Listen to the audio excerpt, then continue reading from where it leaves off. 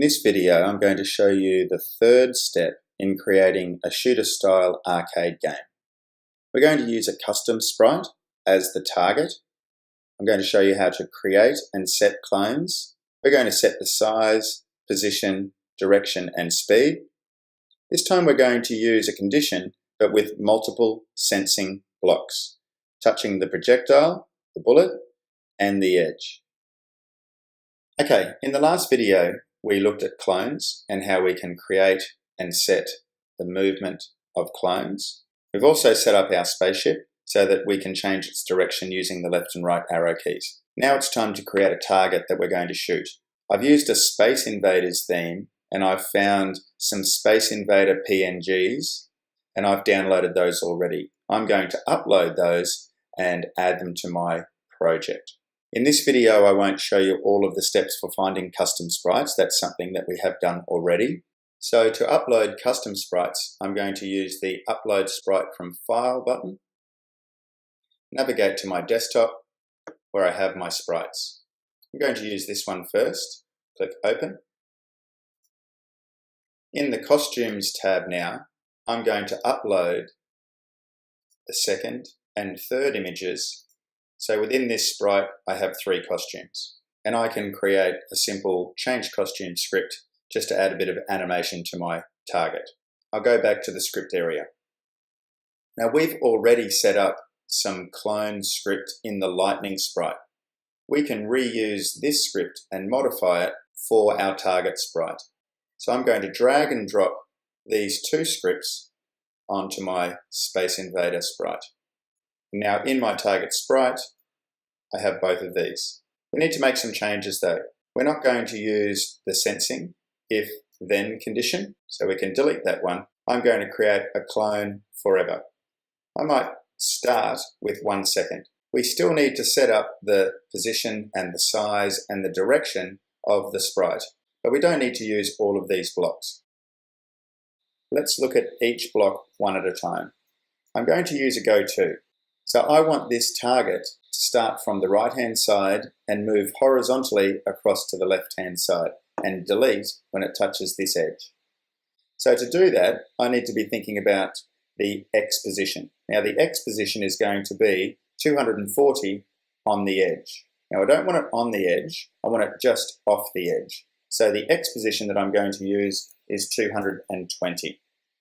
Now I'm going to use a pick random block for the Y value, because I would like my target to not only come out from the top, but randomly come out all the way down to probably just a little bit below 0. So I'm going to start at -30, and I don't want to go all the way up to 180, because otherwise it's going to be touching the edge. So I might use 160. We may need to change these values when we test this if we have some problems. Next thing I'm going to do is I'm going to set the size. Now this sprite at the moment is way too big. So I'm even going to think that I need to go down about 10%. I'm going to double click on this. It's a little bit too small. Let's try 20%. So for my sprite, my custom sprite, yours might be different. I'm going to set my size to 20%. Okay, so now point in direction.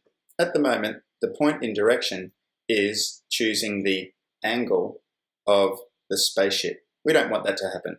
We would like to point in direction from right to left. So if I need to point to the left direction, that's -90. Now we don't need the move 80 steps, but we are going to show. This condition and sensing block now controls the movement. Now we do want our sprite to disappear if it touches the edge, but we also want it to disappear if it touches the lightning projectile. So if the lightning bolt hits the Space Invader target, we want the target to disappear. So I need a second sensing block. Touching, not the mouse pointer, but the lightning. Now I need to be able to set up 2 sensing blocks inside this condition. Repeat until it touches the edge or it touches the lightning. So we can use an operator and put these together inside the condition.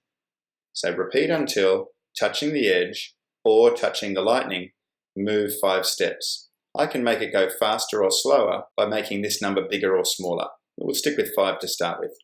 And again, same as our lightning, we want to delete the clone at the end. I'm going to click on the green flag now. This may work or it may not work, and you might find this as well too. The things that we need to change if it doesn't work is maybe the size and maybe the go-to positions, because the sprite might already be touching the edge, in which case it deletes straight away. So let's have a look. We'll run a test. I'm going to click the green flag.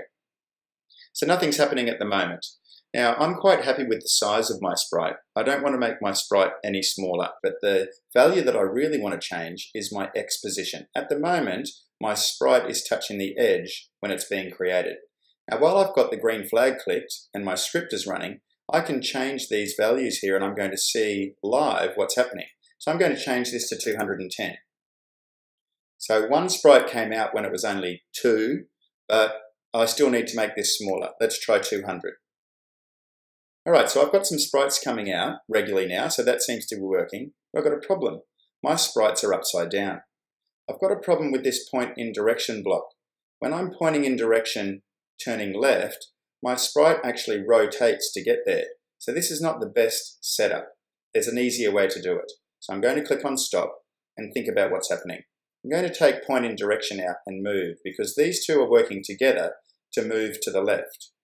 Now, if I'm moving to the left, I'm basically changing my X position in a negative direction by turning left. And if I go into the motion blocks, I can actually change X by a value. And this is going to do the same thing, but my sprite is going to stay in the right direction.